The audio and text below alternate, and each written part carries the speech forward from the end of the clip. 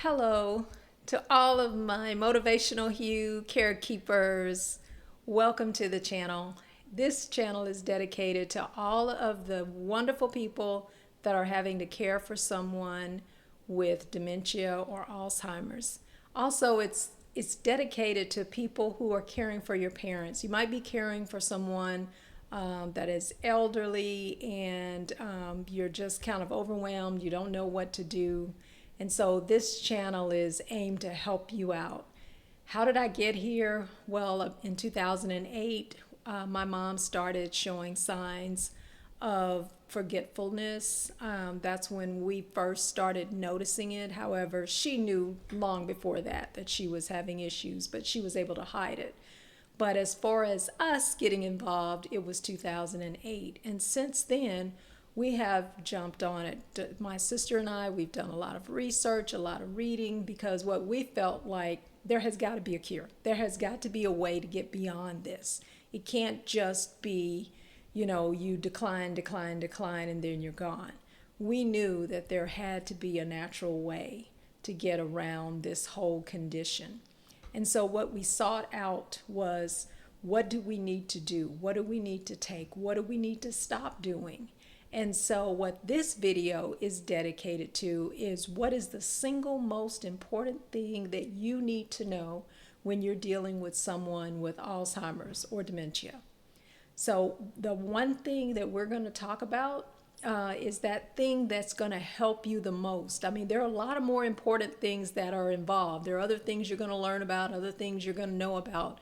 But this is the single most important thing that I think a lot of people, from everybody that I've talked to, they just ignore this. And it's the single most important factor, but they ignore it. And it's trying to get them to get over this one hump is a huge task, and people just can't wrap their mind around it. So let's get started. I want to start by just asking you, how do you feel when you wake up in the morning? Do you feel the same every day of the year? When you wake up, when you woke up this morning, did you feel exactly the same as you did yesterday or 2 weeks ago or a month ago? No, right? Everybody feels different every day. Why do you feel different? You feel different because maybe you overexerted yourself yesterday. Maybe you ate something that didn't agree with you. Maybe there was pollen in the air, or the weather change, or environmentally something else has occurred. So all these different factors affect how you feel on a day-to-day basis. Well, why do we think that that doesn't occur if you have dementia or Alzheimer's? It's the same thing. You're going to, they feel bad on days, they feel great on other days. And so you have to kind of consider that nothing has changed as far as they're concerned. You can't expect them to respond the same day in and day out, because they're just as affected about all the environmental things and all of the food choices that you also face. So what is that single most important thing that you need to consider when dealing with someone with Alzheimer's or dementia? And even when you're dealing with someone that's older, when I say when you're dealing with your elder parent, that single most important thing is food. Food is the key. You must control what they eat. Now, I know you're thinking, oh, but they always like this, they always like this is their favorite. You have to forget it. Don't worry about what their favorite is. You have to focus on what is good for them, what will help them get better, what will help them be their best self on any given day. And so what is that food that you avoid? You avoid sugar. You avoid white cane sugar. Do not give them sugar. So that means you're going to stop all of the donuts, the ice cream, the cakes, the cookies, the pies. I know they're craving it. I know they're craving sugar. I know you think you're going to be in for a huge battle if you don't give that to them. But when you give it to them, you're making them worse. You're making them feel worse. You're going to make them act out more. They're going to be more aggressive with you. If you control the diet, you can help control some of the the differences in personality. You can help control some of the mood swings. You can help control some of the antsiness that you're going to be dealing with. So the goal is to give them foods that are going to help them think, that are going to help them communicate, that are going to help them be their best self. And to do that, you have to stay away from sugar. That was one of the first things we jumped on with my mom. We got to cut the sugar out of your diet. Now, that didn't always help because my father would turn around and give her a milkshake or give her ice cream or something like that. And when you start consuming sugar, they're going to get worse. When they consume sugar, they're going to get worse faster. It just seems like it just puts the condition on auto drive and it just takes off. And so you don't want it to move faster. You want to slow it down. You want to slow down the symptoms because what you're really aiming to do is reverse the symptoms. And we're going to talk, there are going to be other videos where we're going to get off into some of the latest things that have occurred. There's a lot of promising research that has been done. There are people who've actually reversed the condition. And so it is reversible, but it starts with your diet. It starts with you changing what that person is eating. So if we get off the sugar, okay, what do we eat? So for all the carekeepers out there, start focusing on eating healthy. Okay, they can have some things that taste nice, maybe a fruit.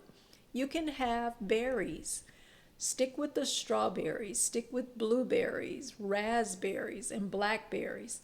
Stay away from all the sugary fruit like the cantaloupes and the mangoes and all of that. Try to focus on the berries more than anything. So for breakfast, get a big plate of strawberries and blueberries and blackberries and raspberries. Don't give cranberries, but give the other berries and let them eat that and see how that goes. There are different types of yogurts that you can also try that are based on coconut and not milk. You want to stay away from dairy. So you don't want to do any type of dairy products. You don't want to do cheese because dairy causes inflammation. When the inflammation builds up, then you're going to also have more confusion. So you want to try to stay away from dairy products. You want to stay away from fried foods. You want to stay away from starches. So you want to try to eat healthy items. And for breakfast, let's start with some really nice berries. You can try a coconut-based yogurt where they use coconut instead of using dairy products. You can do that if you like. You can try that at Whole Foods. And they also sell it at Sprouts if you have one near you. Siggy's is a really good brand. There are some other brands that are out there as well. Coco June. So just look at some others that are out there. Do your research. Also, make sure that you consult your doctor if there's anything that a person is allergic to. You want to stay away from that. Anything that causes inflammation, anything they're allergic to, you definitely do not want to take it. So consider that. Also, when you're doing the berries, I cannot say it enough, organic, organic, organic. Try your best to stick to organic fruits and vegetables. Why? It's because of the pesticides. You don't want all the pollutants. You don't want all the pesticides in the person's body because that's just something else for their brain to try to fend off. You don't know how that is building up in the system and it's causing even more and more confusion.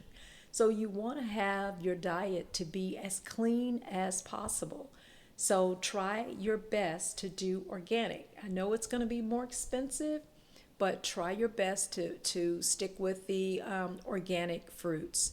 And also a lot of times when you taste like raspberries, I had some non-organic raspberries recently and it didn't even taste like a raspberry. It was so modified, GMO, it had been altered so much it didn't even taste like a raspberry.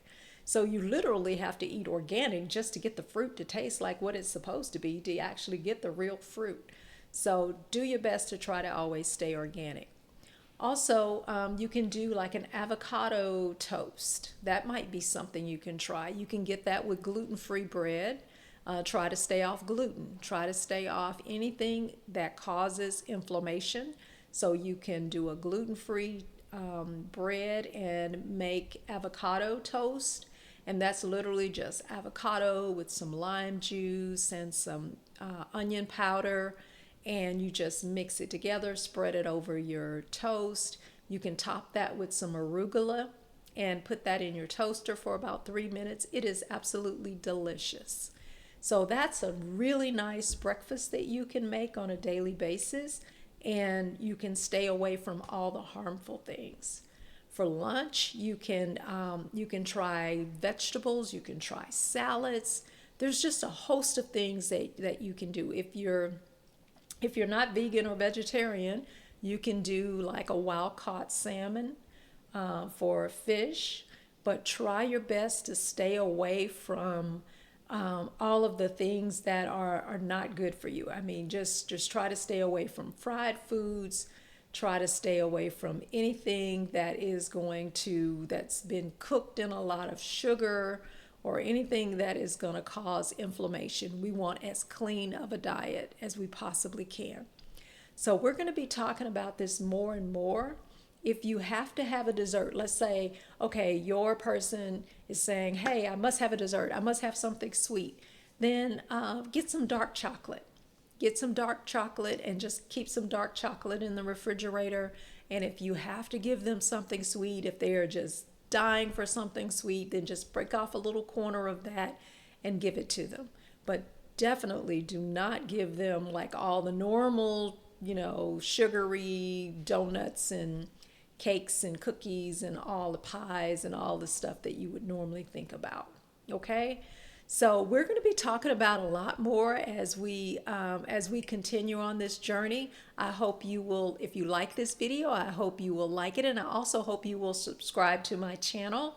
And we're going to have a lot of more videos out here for you, because for the last 17 years we have learned so much in research, and we can actually help you get your person back to being the best person that can be. It is reversible. It is reversible. My mother was not speaking for a while, and she now speaks again. She now talks again. So there are things that you can do to reverse it.